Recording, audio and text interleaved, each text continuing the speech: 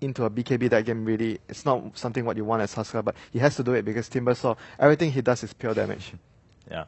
Well, speaking of niche picks and whatnot, you were bringing up kind of similar to Techies. So far, Techies taking TI5 by storm.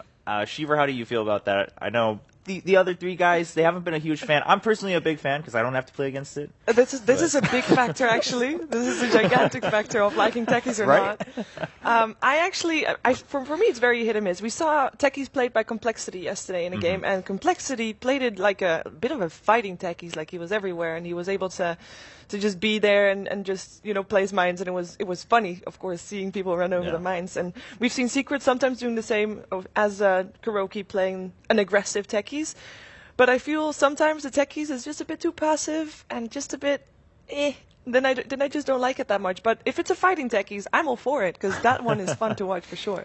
Is that second game between those two teams still going on right now? No, it's over. Okay, so, I didn't get to see the very end of it. So Secret just played their game 2 against Complexity, and in game 1, Secret picked Techies and won with it. Game 2, Complexity first phase pick Tusk Techies. Right, I remember that. They lost. Okay. And Secret dream is dead. Secret had a really interesting way of dealing with it. So I didn't really watch the game that closely. I just saw the picks, and a pick Secret pulled out in that game that they haven't used before this whole tournament. They picked Treant. And I think the main reason they got it was that a Treant with a gem can just use Nature's Guise and just scout the whole area and secure it for the team with very minimal risk of getting ganked himself.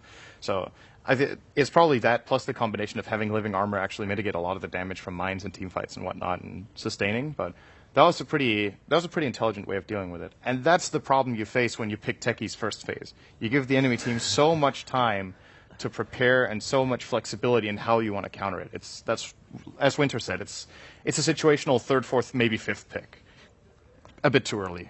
For my taste. Do you think for Complexity it was a bit of a kind of their ego got stung a little bit when Secret pulled the Techies against them too? Because both teams go in probably knowing, right? It's been the buzz of TF5, like, oh wow, Complexity picked it and won, but then Secret picked it and won too. 100% win rate. We should just grab it. Yeah. Right. Just go with it. By the way, there was another thing from that game. That I talked to Ben about, and Ben was just like, okay, sorry, yeah, the old Ben, right, the old Ben. So I talked to Ben about it, and so they also they gave away Brood, and Complexity's response to the Brood pick, it was a fifth. I think Ben said it was a fifth pick Brood, so they had to pick Legion Commander to try to deal with it. And Brood is also extremely good against Techies. You have Spiderlings to just scout out the mines, and generally they just covered the entire map with between their Brood and their Treant. They can scout everything out. And supposedly the Brood was actually played mid in that game. Now I didn't see it. Yeah, I didn't see it either. It was mid. But that is extremely rare to put the Brood mid, and it worked really well. We for do them. it in the old days specifically against like the mid hero that doesn't have spells to clear creep wave like Invoker. We do Brood mid against that.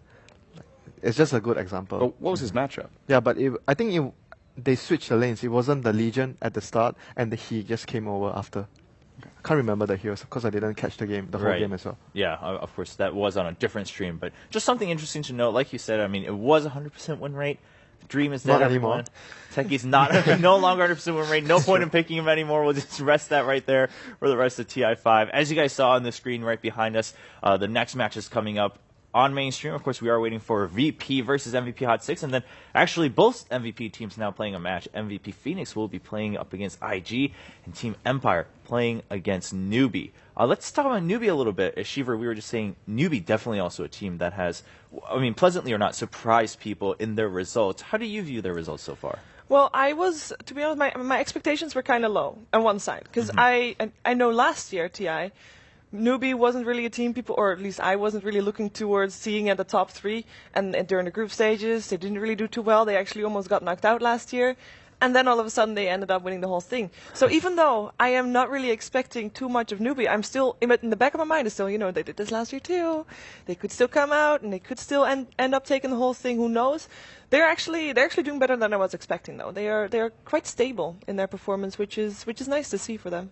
This year, they don't have Xiao 8, though. Right, I was just about to bring that up. I think he was, we're talking him up a lot, and I think it's with good reason, though. Like, you don't win a championship like this without being a major part of the success. Yeah.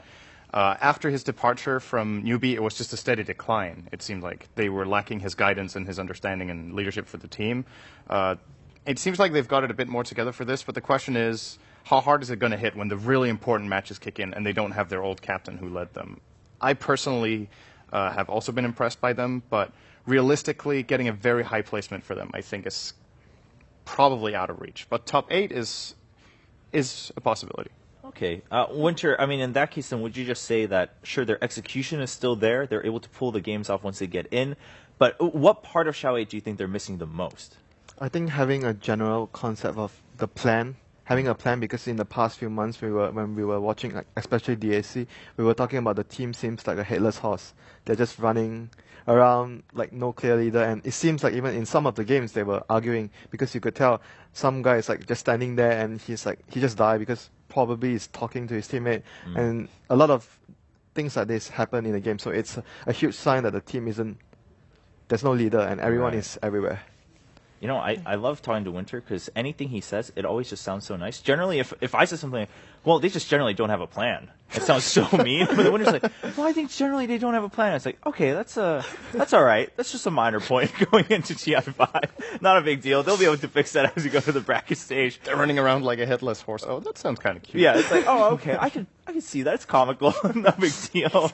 But Newbie, the important thing here, though, we're talking about results, but why the results matter is that they've had some of their harder matchups, right? We bring that up every time. Yeah. Is that they've had their harder matches done and they drew in them. So they got 1 point each in them.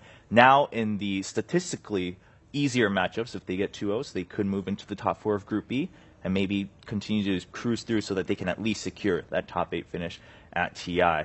As we're winning, Shiver, something else I've been asking these guys, I want to get your thoughts on it. Do you think we'll have a player or team that's a 2-time TI champion this year? I think the chances, like in terms of players, I think the chance is pretty high, actually. I mean, IG is not looking really hot right now, but I'm thinking, who knows? Because it's still IG, and there's still, the players, the names are there, the star power is there, and I'm still thinking, when it comes down to best of 3s, perhaps they can pull it together and actually make it through. And of course, Secret's doing really well as well. So I think there is a chance, yeah, for sure. Maybe a top 3. Let's put it that way. We counted 6 teams yesterday, right? Right, with at least one player. Yeah, so player, I mean, in that case, numerically, there's the a pretty good chance. probability is There's high, a very good chance in that what were case. the teams again? Navi, IG, we LGD, Secret, Newbie, and... Who's Wait, the last one? how am We're I always counting? missing one. Yeah. I actually got to 6 with mentioning 5 teams, I think. We always miss one, and we always miss a different one each time, too. Did you say IG? Yes. IG. Okay, so Navi, IG, Secret. Newbie, Secret, LGD. Someone's eluding us. Yeah, someone is eluding us hard. Oh, maybe there is only 5. Maybe we just miscounted the other day. There was the 6th team. This is We'll why come we up don't do with math. it. Vici Gaming have How. Yeah, Vici that's Gaming. right. Yeah, Okay. And between those teams, you have VG and Secret, at least, that are top contenders, and LGD. In my opinion, those 3 teams all have a really good chance of winning. So, realistically, if you wanna look at it from the opposite perspective, what's the chance that we don't get a returning champion player this year?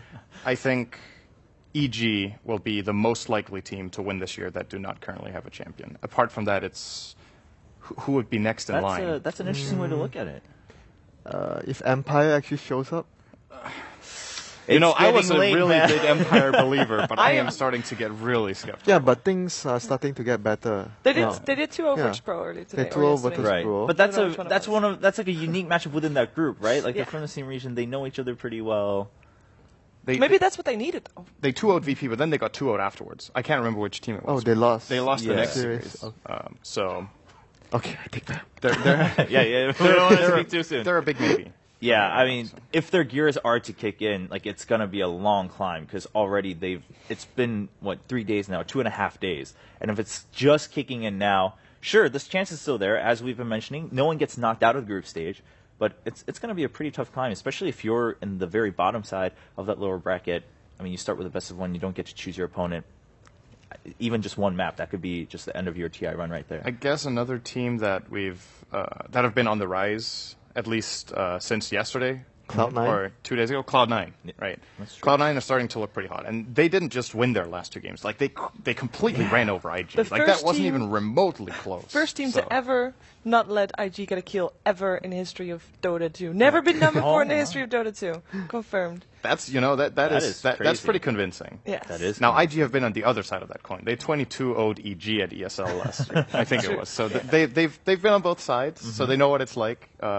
Unfortunately for them, the game they won was, or fortunately for them, it's not the same case as that game actually won them the championship. They 22-0'd in the third game of best of 3, which was something special. But yeah, Cloud9, the reason they don't come to mind for me is that we just don't think of Cloud9 as a championship team because they generally just have this curse of getting far but never quite making it. Which is, it's really unfortunate. But on the other hand, you could say it's a really good thing for them that they always get far. Like, they get a lot of good results, a lot of podium finishes. The question is, can they take the gold? And maybe this, if they play like they did against IG, what was your take it could be their time. I guess, if there's any time, a better time to break that curse, it's going to be at TI, right? It's like, you can get all the second places and third places you want throughout the year, but then if you win TI, like, no one's going to remember the rest of that. Maybe as a joke, but then it all led to TI.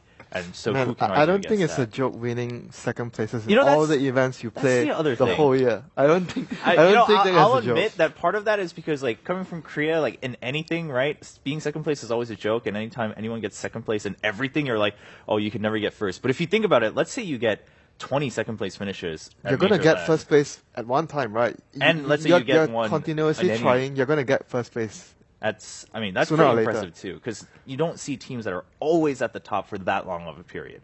So we do have to give them credit. It's really perspective. Still impressive. Yeah. So definitely Cloud9 and looking good. So they've given a lot of fans hope. People were very excited about today's game early on. It not only broke Cloud9's curse, but it sets a lot of different records for TI here. And just lots of exciting stuff happening. One thing as we were talking that I'm a little curious about you guys is, of course, for me, like watching the past TIs at home, it's just you always kind of look at the favorites, and that's just what you keep an eye on and you follow it. There's tons of games going on. Does TI5 feel any different in terms of the caliber of teams here, or at least how close they might be? I would say yes, definitely.